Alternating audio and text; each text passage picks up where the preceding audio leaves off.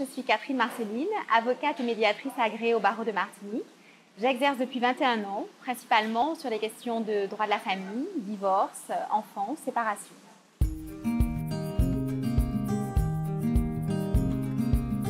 Donc avocate et médiatrice, et aussi une femme passionnée par la culture et l'histoire, et également militante.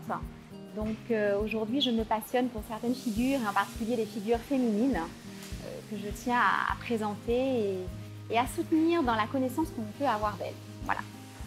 Donc, très militante et passionnée de culture. J'ai prêté serment il y a 21 ans et depuis quelques années, 3-4 ans environ, je pratique en plus la médiation et tout ce qu'on appelle les modes amiables de règlement des conflits parce que j'ai eu envie de développer une pratique différente plutôt que d'être systématiquement dans le conflit avec mes clients, c'est de pouvoir les aider à en sortir.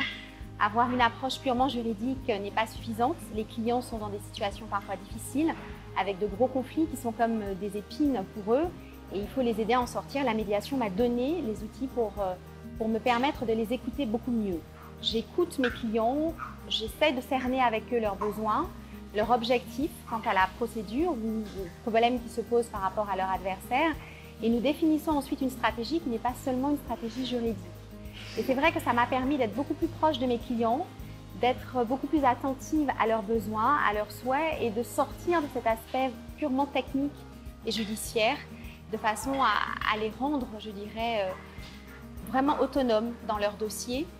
C'est une façon pour eux de reprendre le pouvoir aussi sur ce qui se passe, sur leurs conflits, sur les émotions.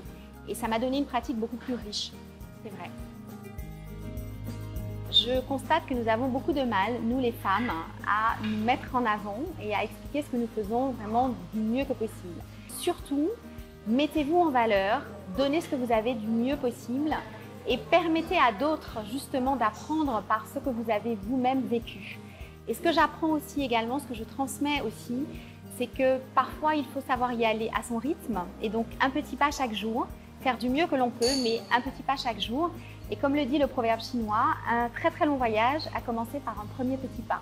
Et le premier petit pas pour les femmes, c'est d'abord de partager nos expériences et de pouvoir tendre la main à d'autres femmes, d'être solidaires les unes pour les autres.